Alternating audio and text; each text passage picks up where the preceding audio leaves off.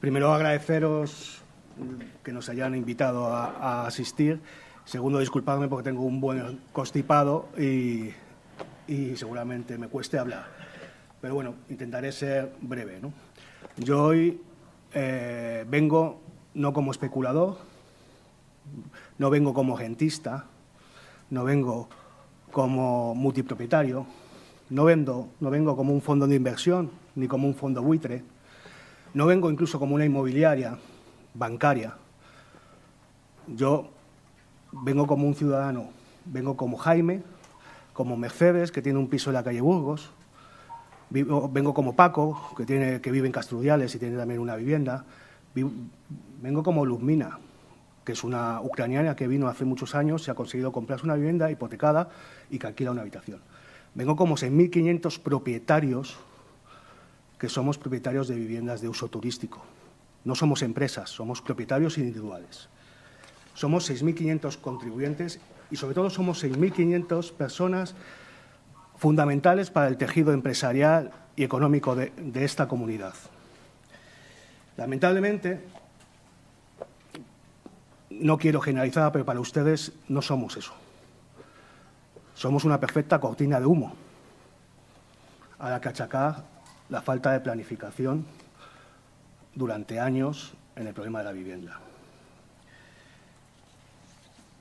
Regular 6.500 viviendas es fácil. Planificar durante 20 años es difícil. Crear licencias, cesar, eliminar licencias es rápido. Modificar planeamientos es lento. Señalar a propietarios individuales da titulares. Construir viviendas asequibles exige presupuesto y valentía política.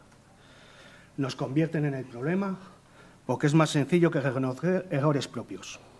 Nos señalan porque electoralmente somos útiles, pero no porque honestamente crean que nosotros somos la causa real del problema de la vivienda.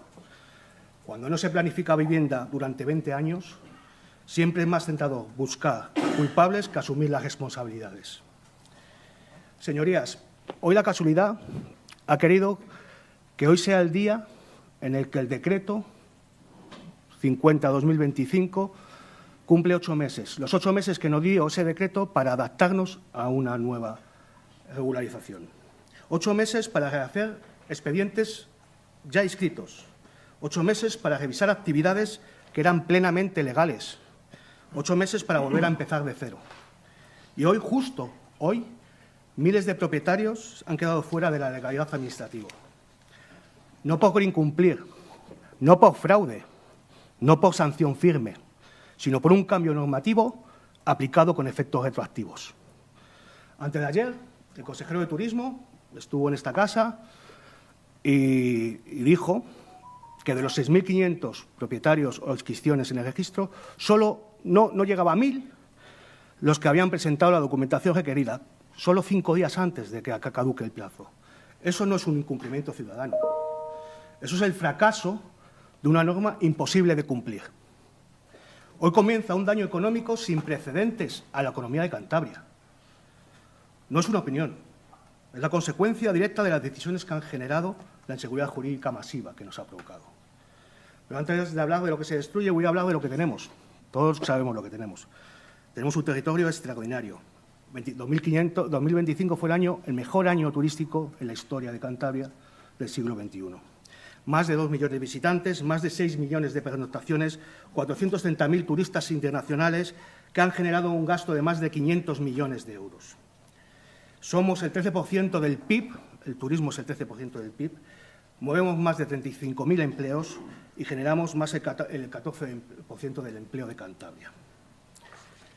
Cantabria se ha convertido en un destino de moda, un destino de turismo de calidad, familiar, cultural, gastronómico, de naturaleza, no de borrachera.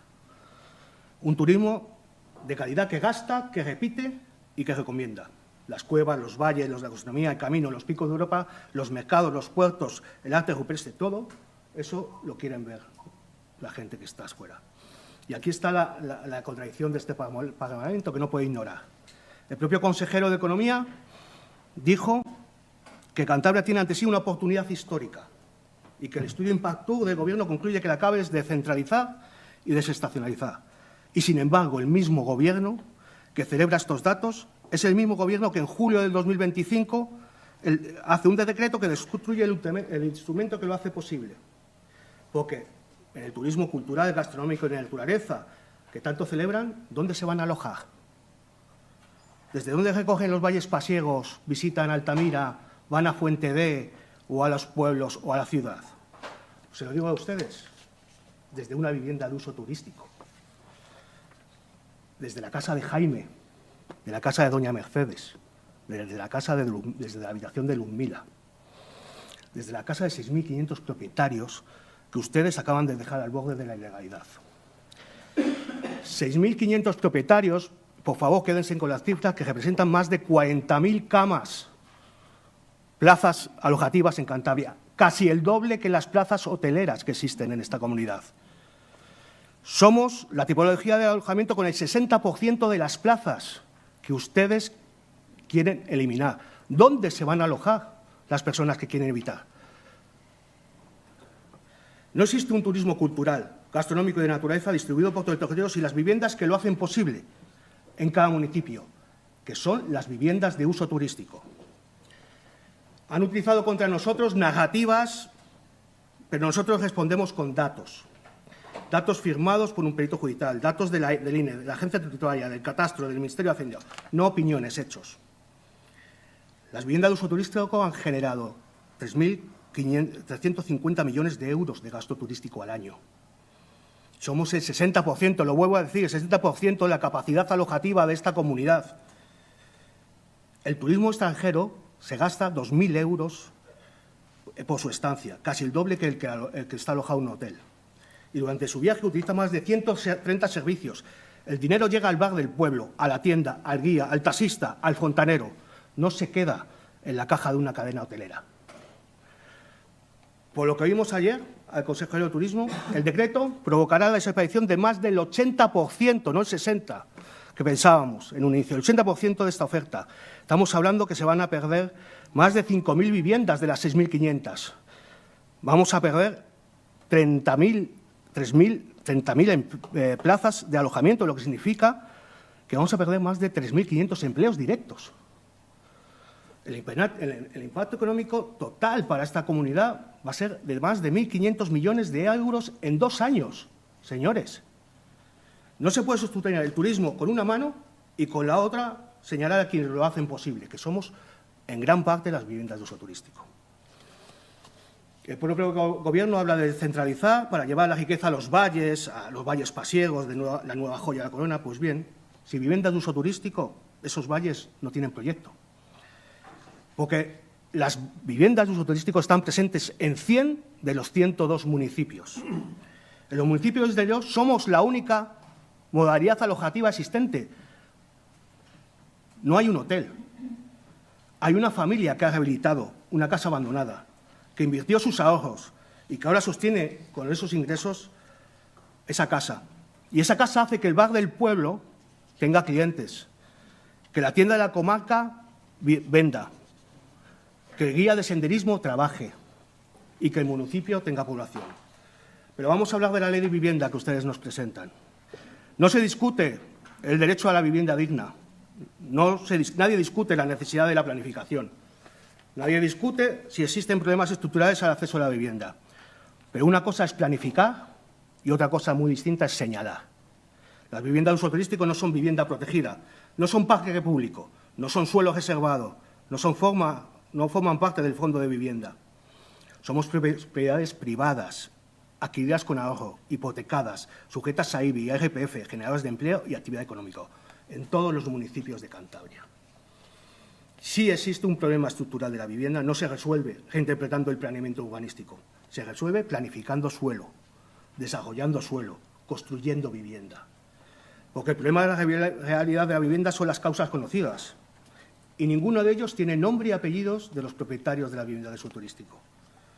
La escasez del suelo urbanizable desarrollado, la lentitud y el coste de los procesos de licencia de obra, la falta de inversión pública, el envejecimiento del parque, la subida de los tipos de interés y el encarecimiento de la financiación, la despoblación de zonas rurales que concentra la demanda en los núcleos urbanos, el incremento de la demanda por parte de nuevos residentes y trabajadores. Estos son problemas estructurales reales acumulados durante décadas, de legislatura en legislatura. El mercado de la vivienda responde a una lógica elemental. Cuando la oferta es escasa, los precios suben. Cuando la oferta aumenta, los precios se estabilizan. Ninguna ley de vivienda puede cambiar esa lógica si no actúa sobre la oferta real. Durante meses, años, se ha repetido que el problema de la vivienda de Cantabria tiene un origen claro, concreto y casi único: las viviendas de uso turístico. Y, sin embargo, cuando uno lee el proyecto de ley de vivienda que lo representa, ocurre algo sorprendente. La ley no regula las viviendas de uso turístico, no establece límites de concentración, no crea zonas tensionadas por presión turística, no introduce mecanismos específicos de control o seguimiento, no plantea instrumentos de reconversión hacia el alquiler esencial, no fija criterios de compatibilidad del uso turístico y acceso a la vivienda, ni una sola medida dirigida a ellas, ni una. Si las viviendas de uso turístico fueran realmente el problema que ustedes dicen que somos, ¿cómo es posible que la ley que destinada a resolver ese problema no nos mencione? ¿Cómo se legisla como una crisis se olvida de la supuesta causa principal? Vale. No. Voy a leer. La respuesta es incómoda, pero necesaria. La ley no nos menciona porque en el fondo saben que nosotros no somos el problema. La ley no actúa sobre las BUT porque hacerlo no mejoraría el acceso a la vivienda, porque las BUT no son vivienda asequible a opcional, no somos patrimonio privado. Es mucho más fácil destruir el uso turístico y dejar la vivienda vacía. Si las viviendas turísticas fueran realmente el problema de la vivienda en Cantabria, la ley de vivienda hablaría de nosotros. Y no lo hace, porque el problema nunca fuimos nosotros. Gracias. Muchas gracias, señor Paino. No se preocupe si le ha quedado alguna cosa.